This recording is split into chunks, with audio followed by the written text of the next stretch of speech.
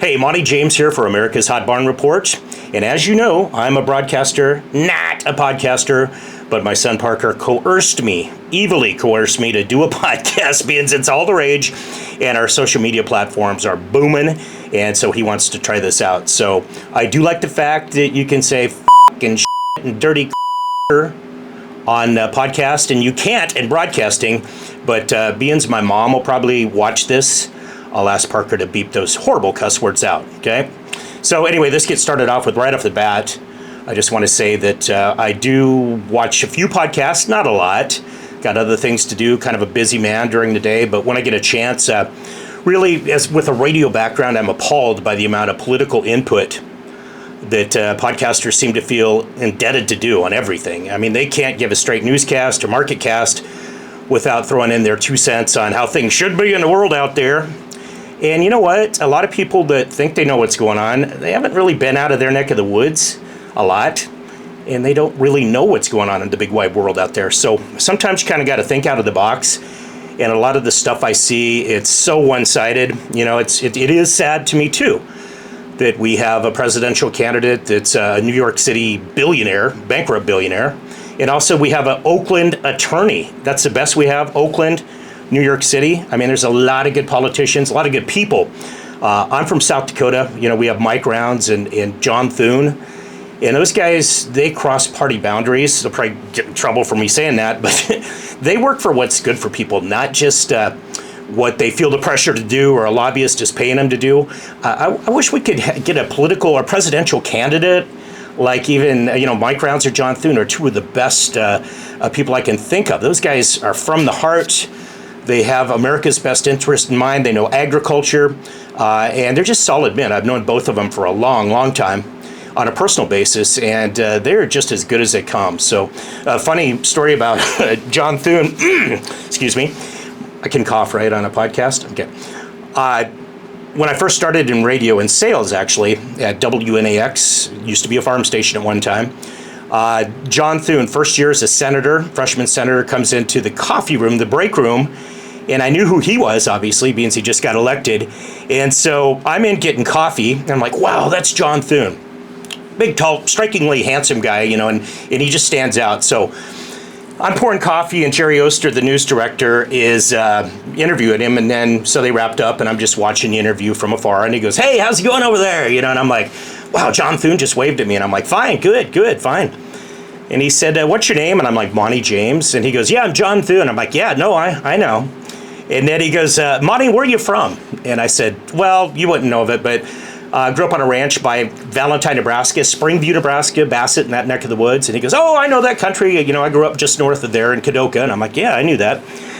So anyway, I thought that was pretty cool. And then, lo and behold, a year later, almost to the day, same scenario.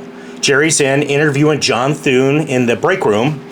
And I walk in, and out of all the hundreds of thousands of people he had met and constituents and whatnot, I walk in, and John Thune looks up in the interview and goes, hey, Monte, how's things down in Valentine? And I'm just like, whoa. Stuff like that. Those guys care. So I just wish we could get on that level.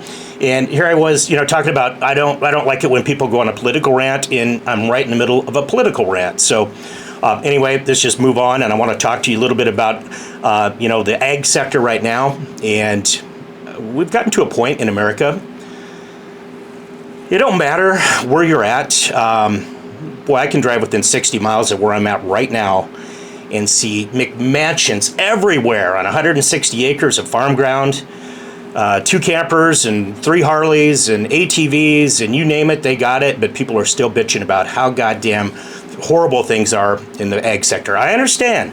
Corn prices, soybean prices are down, but by the same token, we had the 3rd biggest harvest in the history of American farming. Cattle prices at all-time highs, actually down a little bit this week, but still, really, it's the input cost and fuel and all that. Sometimes things are just good, and we got to own it. I really believe that. It's just the negativity, and it could be better, and I deserve better and stuff. Well, it's not like the old days when we had a 2-row corn picker, and you did work from sun up to sundown. There's 50-row planters now, and there's so many inventions that have made farming and ranching so much easier. Ranching, still a lot harder than farming, in my opinion. But right now, the ranchers, and I'll get a lot of hate mail from farmers over that one, but it's true. You're still out calving out cows in blizzards, and you're still working cattle and moving cattle and shipping cattle and dealing with all nature's. I'm not saying farmers don't, but anyway, I'm getting sidetracked here. It's still it's a lot of work, but nothing like it used to be. So prices are good, and once in a while, we just gotta kind of roll with the punches and say, yeah, things are pretty good right now. So let's just chill and own it. But once again, cattle prices, all-time highs or just off the all-time highs. Stock market every day, except today, seems to be setting a new record.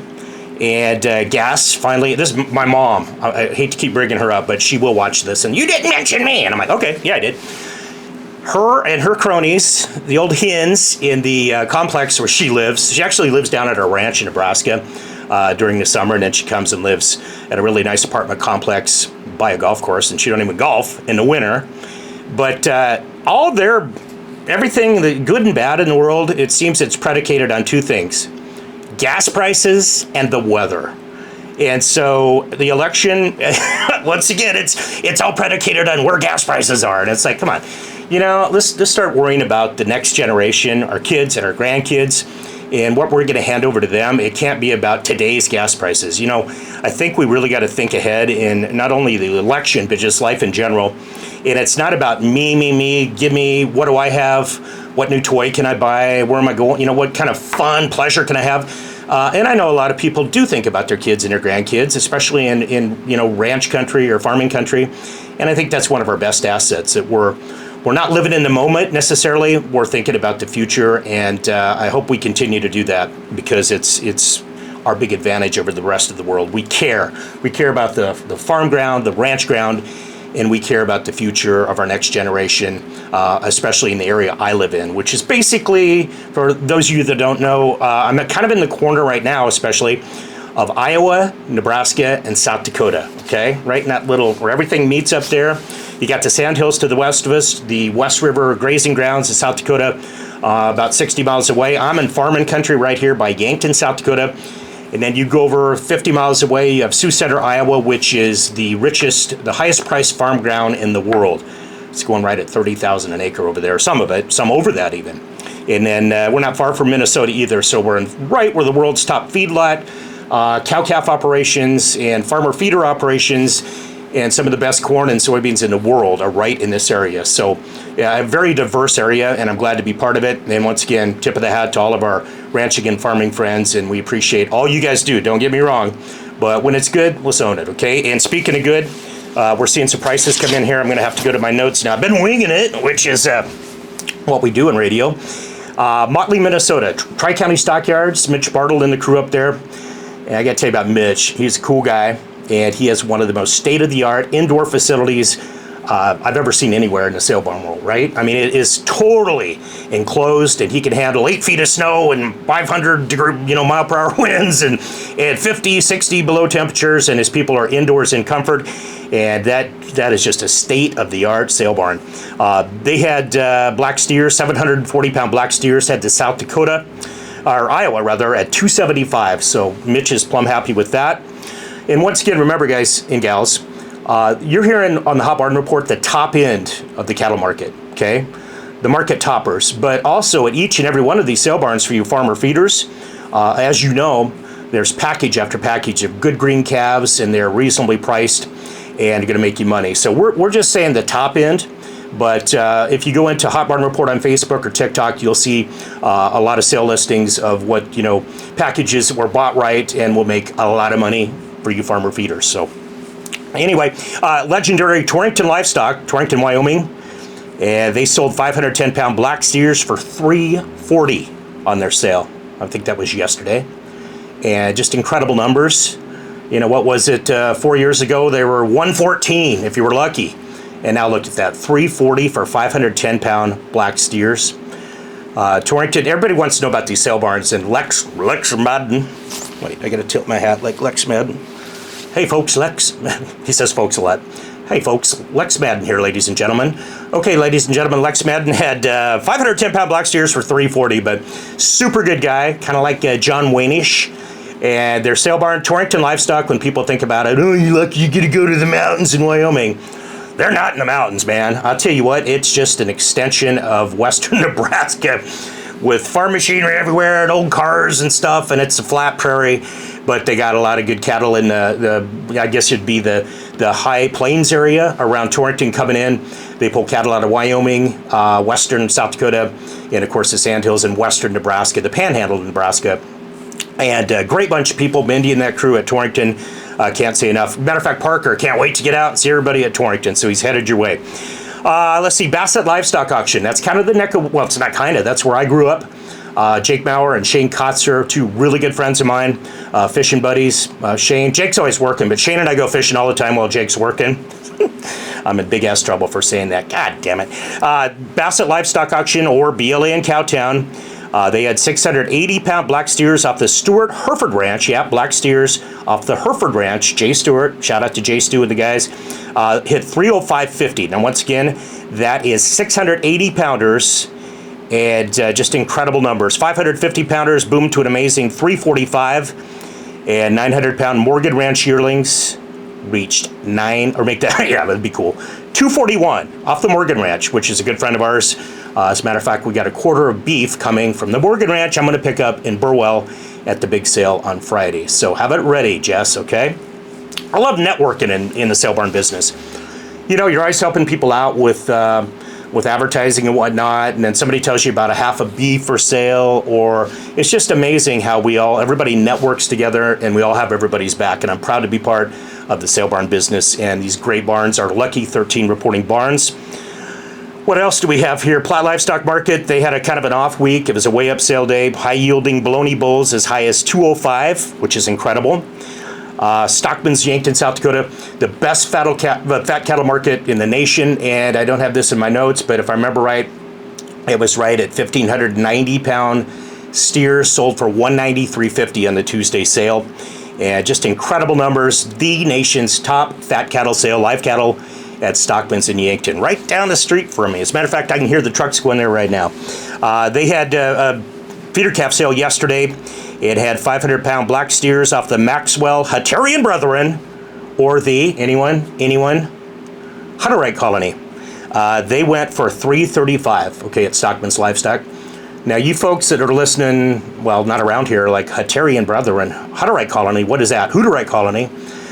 It's an ag society that we have here in South Dakota. I think the last count was, I should know this, 58 colonies. It's super amazing, and it's hard to get into them. Each colony has about 150 people, I'd say. And they got the boss, and they have a German accent, and the Hutterites talk like that. I think I can do wacky impressions on a podcast, right? And they all dress alike. They look alike. You might be thinking of the Amish, but they are nothing like the Amish because they have all the latest machinery. And they go to farm shows and they study everything that's in every booth at a farm show, and they go back to the colony and they make it, and they make it well. I'll tell you what, interesting society. And I used to do a lot of trading. I would trade a gallon of whiskey for 3 gallons of their homemade Hutterite wine. What was it? Dandelion wine. That was the best. Boy, everybody was fighting over dandelion wine. And being a closed society, and they live in barracks, and they eat at one giant communal table. It's just really interesting, but it's not a place where you can go with cameras, or it's invitation only, and they speak an off-branded German, so it's hard to really get in and be part of the deal. As a matter of fact, I got a funny story to tell you. Paul Whiff up at the Maxwell Colony. Oh, man, I can't fit in anywhere. Paul told me. So I'm up there at the Maxwell Colony, and I'm trading turkeys. Buying turkeys for whiskey or whatever the deal was. Smoked turkeys are awesome up there, and getting some wine.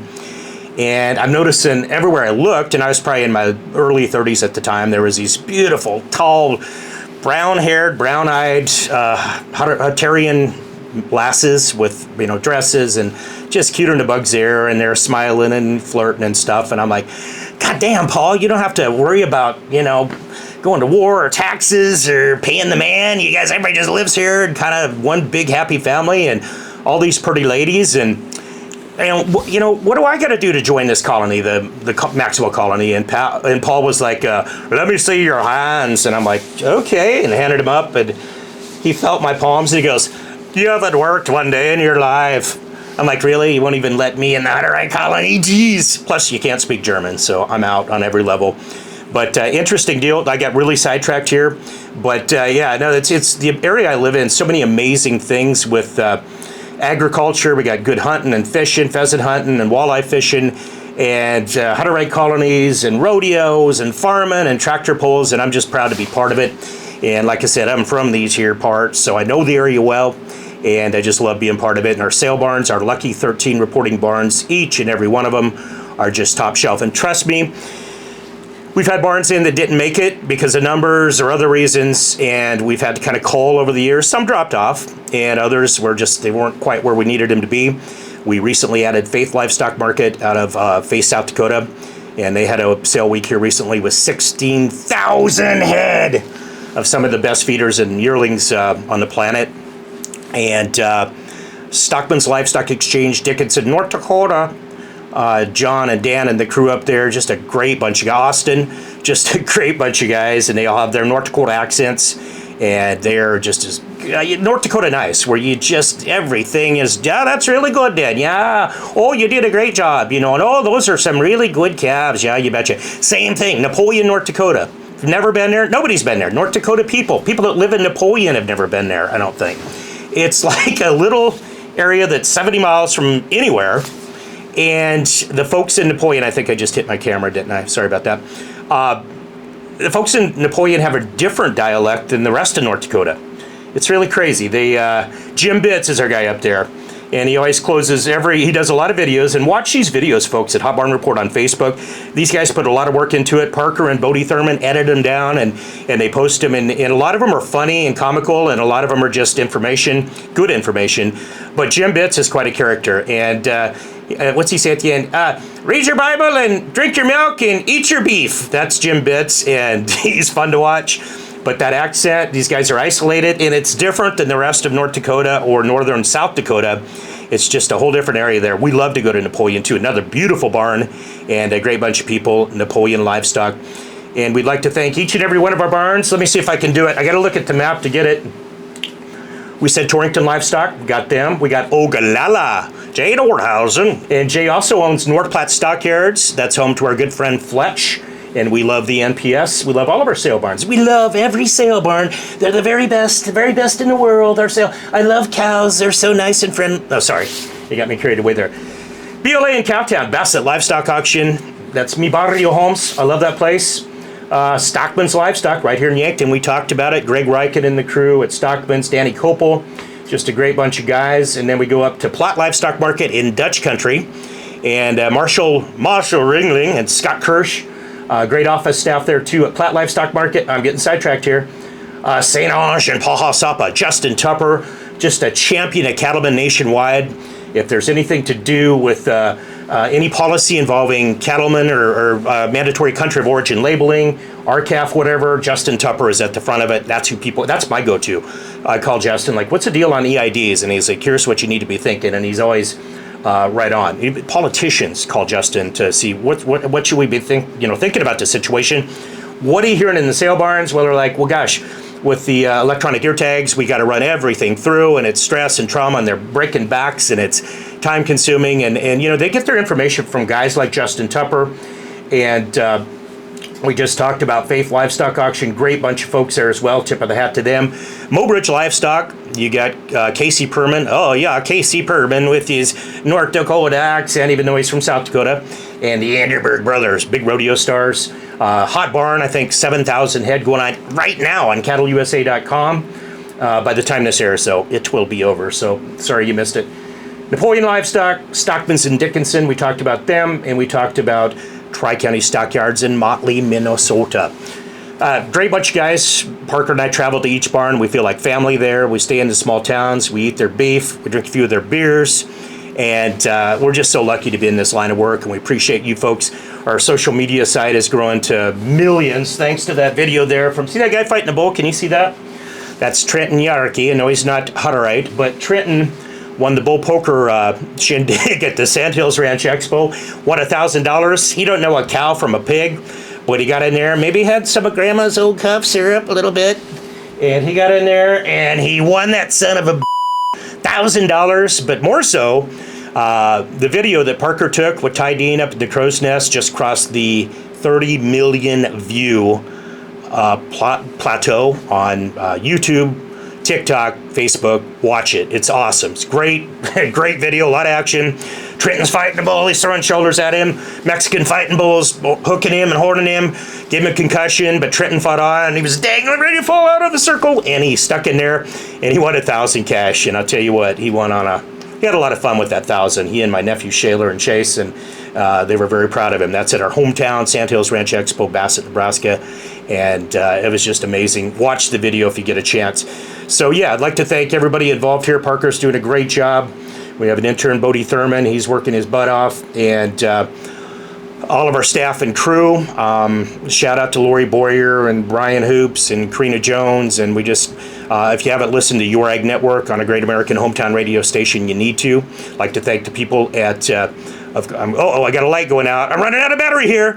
Monte James for America's Hot Barn Report. And I am out of here. Thanks for listening, folks. And have a great weekend.